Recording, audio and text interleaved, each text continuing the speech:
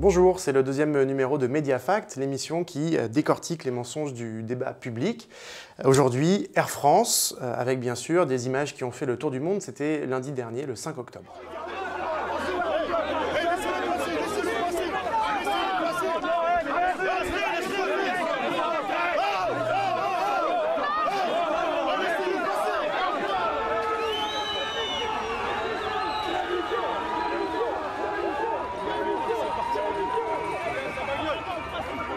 Alors, 6 salariés accusés, soupçonnés en tout cas d'avoir molesté les dirigeants de la compagnie aérienne ont été interpellés à leur domicile. 5 d'entre eux sont restés en garde à vue plus de 30 heures.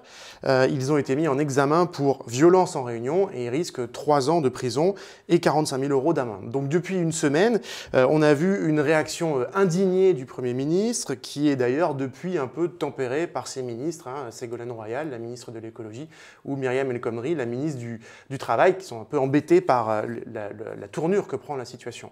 La réaction des pouvoirs publics donc, a-t-elle été disproportionnée? Le plan social d'Air France est-il justifié? Air France, où l'État détient 17,5% du capital, donc il a quelque chose à dire.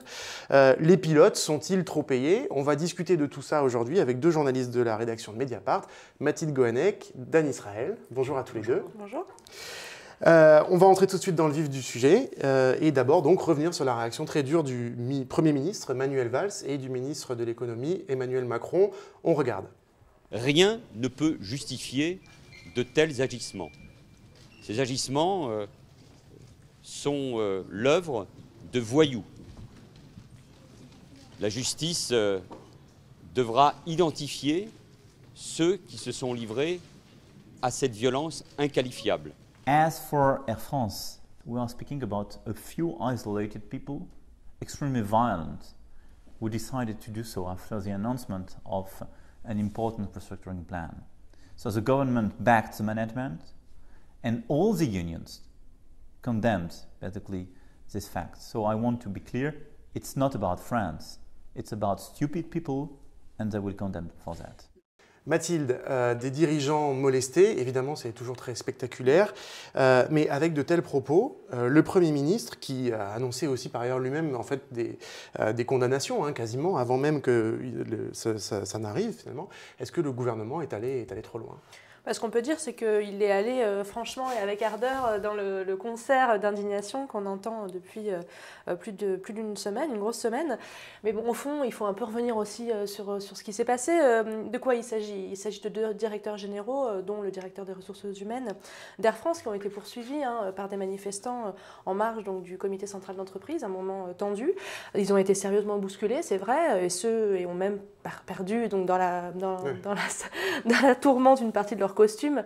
Bon, ça, c'est une forme de violence qui est médiatiquement très, très compréhensible, enfin très compatible aussi avec l'ère de l'image. C'est aussi une violence quasi symbolique. On touche à la chemise du patron et donc à son corps. En tant que tel. On a beaucoup parlé aussi d'un vigile qui serait tombé dans le coma. Oui, alors là, il y a un peu d'intox. En réalité, un des deux vigiles qui encadraient les directeurs qui ont été chahutés ont fait un malaise, l'un des deux a fait un malaise de quelques minutes, mais il n'est pas tombé dans le coma. Donc voilà, déjà, on peut rétablir ça. Voilà, donc en face, qu'est-ce qu'on a? On a une entreprise qui a supprimé quand même des milliers de postes depuis plusieurs années. Les syndicats parlent de 10 000 suppressions de postes depuis 2009, 8 000 depuis 4 ans et qui veut continuer. On a aussi une direction qui annonce, alors même que le précédent accord sur la productivité dont on parle tant court toujours, et donc il annonce un nouveau plan de performance pour cet été. Enfin, il a annoncé ça cet été, pardon. Le dialogue social, on l'a vu, a été bâclé. On a achevé la séquence par un ultimatum avec la menace de 2900 suppressions de postes supplémentaires. Donc là, on peut aussi dire qu'il y a une forme de violence assez forte, même très forte dans cette situation, plus imperceptible, moins spectacle, qui réside simplement dans le fait que les salariés risquent de perdre leur travail, risquent de perdre leur salaire dans un pays quand même où on a 6 millions de demandeurs d'emploi. Donc la pression est forte. On peut aussi rajouter que d'après ce que l'on sait, les 6 personnes qui ont été interpellées en début de semaine sont soupçonnés d'être à l'origine, est soupçonné d'être à l'origine du molestage, sont issus pour la plupart de la branche cargo Air France, donc de la branche fret, qui a été très très durement restructurée ces dernières années. Donc en clair, ces salariés-là ont payé un prix très très conséquent, en souffrent et se défendent. Moi, ce que je dirais, c'est que peut-être que ces événements-là ont eu une vertu qui était celle de remettre le désarroi social dans toute sa violence, dans toute sa crudité, à l'agenda, à nos agendas, à l'agenda des politiques et des responsables syndicaux. Et d'ailleurs là-dessus, on va écouter Xavier Mathieu, c'est l'ancien leader CGT de Continental. Il juge que de telles violences sont non seulement de plus en plus probables, mais même nécessaires. C'était sur le plateau du Grand Journal lundi soir, on l'écoute. Vous condamnez vous aussi Non. ou... Non, vous ne condamnez pas? Non. Et je rends même hommage à la classe ouvrière qui, depuis 2008, il n'y a jamais eu un vrai drame. Il n'y a jamais eu un vrai drame. On serait aux États-Unis où tout le monde avait des armes, il y en a une paire qui serait fait plomber.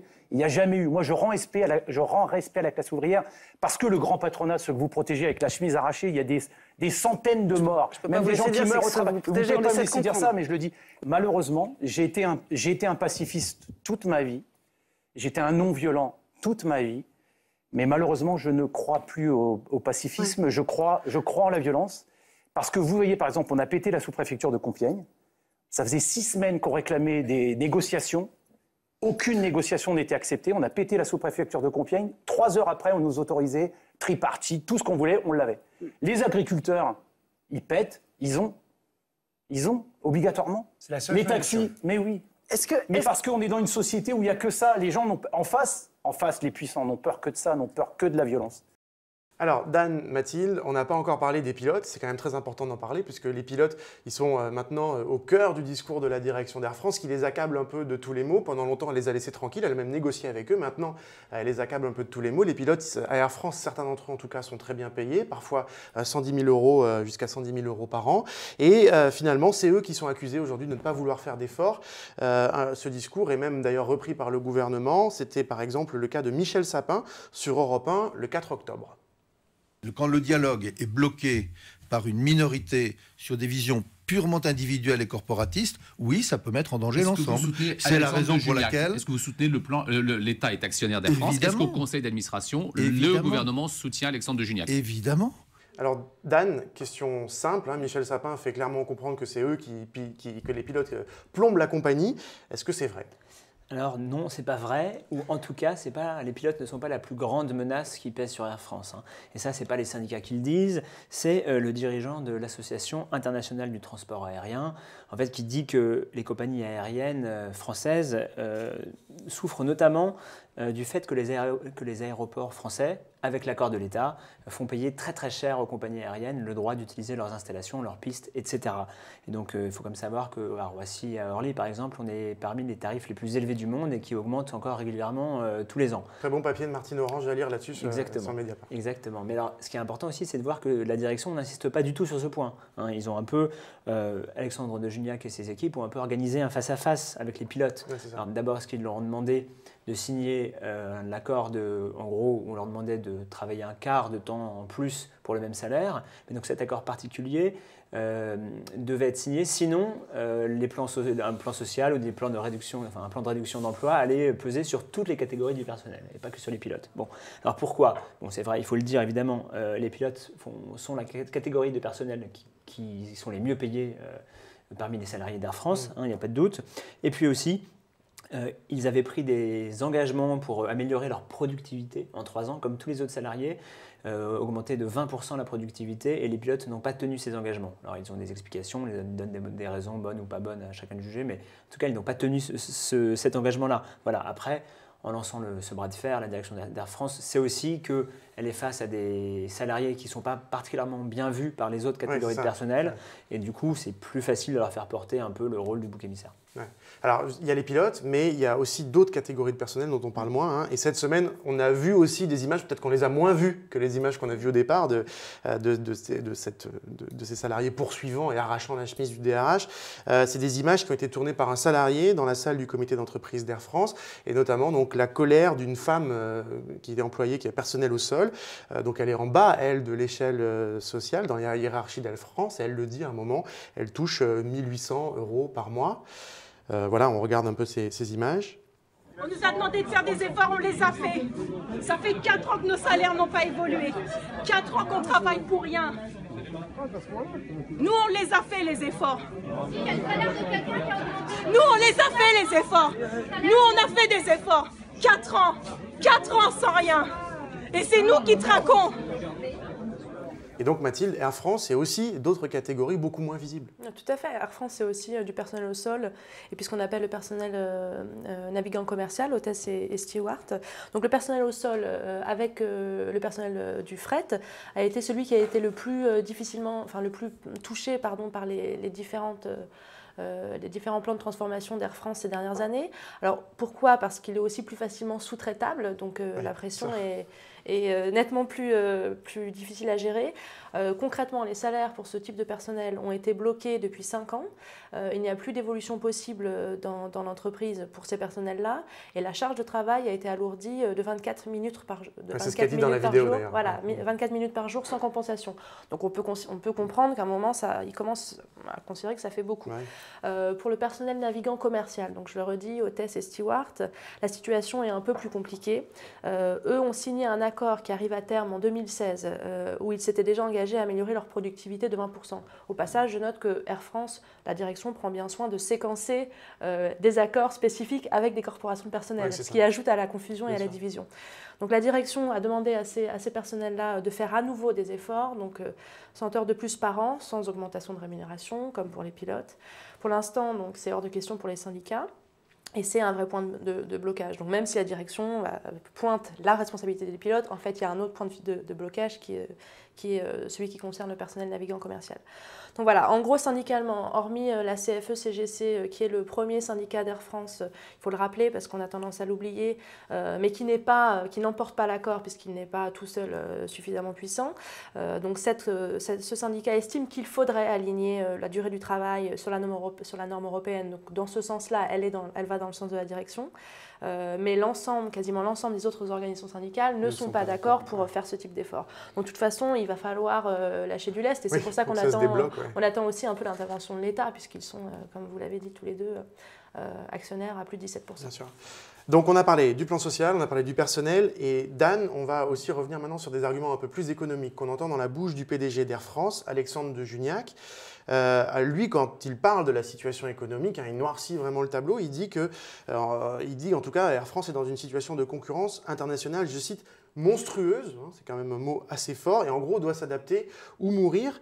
Et donc pour que l'entreprise s'adapte, à l'entendre, il n'y a pas beaucoup d'autres solutions que baisser massivement le coût du travail. C'est ce qu'il disait dans un colloque en décembre 2014, il y a près d'un an. On l'écoute. Le principal coût sur lequel je peux agir, en fait, c'est le coût du travail chez moi.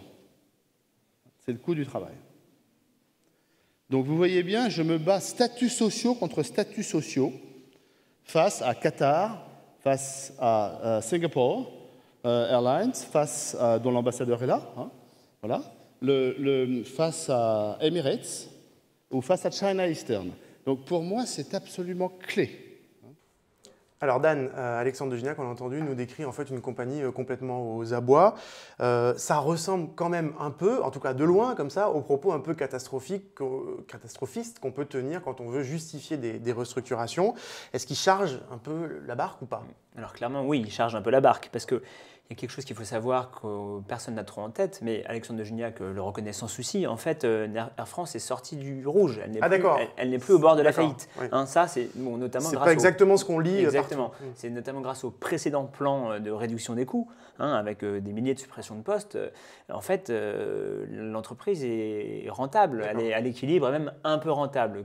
300 millions d'euros. Ah d'accord, il dégage de l'argent. Voilà, 300 millions d'euros de bénéfices prévus pour 2016. Voilà, donc pour 2015, pardon. Donc, bon, quand même, voilà. Alors, en fait, le but du nouveau tour de vis, c'est pas de sortir l'entreprise du rouge, c'est d'essayer de refaire de la compagnie un des leaders mondiaux, en fait. Voilà. Donc, c'est ça le cœur du débat. Alors après, c'est vrai que l'entreprise, il y a vraiment de gros dangers pour elle. Donc, en fait, je vous rappelle, en gros, d'un côté, il y a le low cost, qui explose partout dans le monde, avec des recettes bien connues. En gros, on prend des salariés, on les fait travailler beaucoup, on les paye moins, on les protège beaucoup moins bien. Alors ça, c'est sûr que ça marche très bien. Ryanair et EasyJet sont les compagnies européennes les plus rentables. Alors par exemple, chez Ryanair, un pilote vole 800 heures à peu près 800 heures par an, alors que chez Air France, c'est plutôt 500. Donc il y a une grosse différence.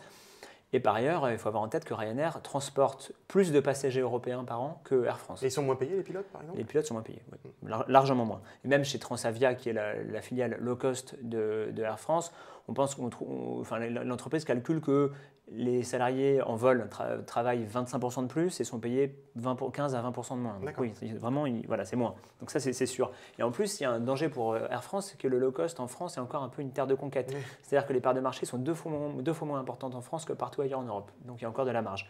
Et si on prend, donc ça c'est le low cost, mais de l'autre côté, si on prend les vols long courriers à l'image un peu luxueuse que Air France vraiment cherche à préserver et à développer, de ce côté-là, c'est des compagnies des pays de Golfe qui attaquent. Donc il y a 3 compagnies, il y a Qatar Airways, il y a Emirates qui est basé à Dubaï et puis il y a Etihad qui est basé à Abu Dhabi. Donc là, elles proposeront des vols de très grande qualité, des prestations tout à fait vraiment de qualité à des prix moindres qu'Air France, 20%, 30% et parfois 40%. Comment elles font? En gros, c'est simple, elles sont portées à bout de bras par leurs États qui veulent développer complètement ce business et ça marche très bien et ils grignotent très très vite des parts de marché. Face à ça, juste un mot pour dire que toutes les compagnies européennes traditionnelles en fait, sont impactées, ont les mêmes problèmes. Et c'est vrai que, alors, soit elles sont au bord de la faillite, comme Alitalia en Italie, qui a été rachetée en fait à la moitié par Etihad, la compagnie d'Abu Dhabi, soit elles fusionnent, soit elles font du low cost à marche forcée, comme chez Lufthansa. C'est ça. Voilà.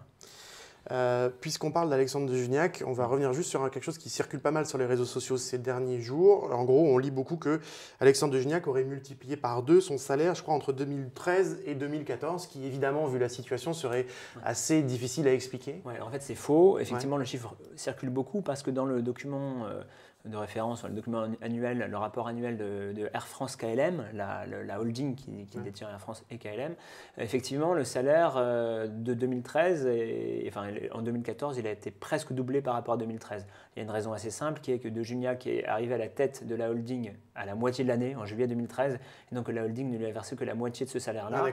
L'autre moitié a été versée par Air France, donc qu'il dirigeait, Air France toute seule, compagnie nationale, que De Juniac dirigeait tout seul. Mais en fait, son salaire fixe n'a pas bougé entre 2013 et 2014, c'est 600 000 euros par an. Et il faut aussi souligner qu'il a une part de salaire variable et qu'il a divisé par 2. Elle est quand même à 90 000 euros, donc on arrive quand même pour un salaire annuel à 690 000 euros, ce qui est astronomique. Voilà, mais merci à tous les deux. Mediafact numéro 2, donc c'est terminé. Merci beaucoup. Merci à 5e étage production et à très vite sur Mediapart.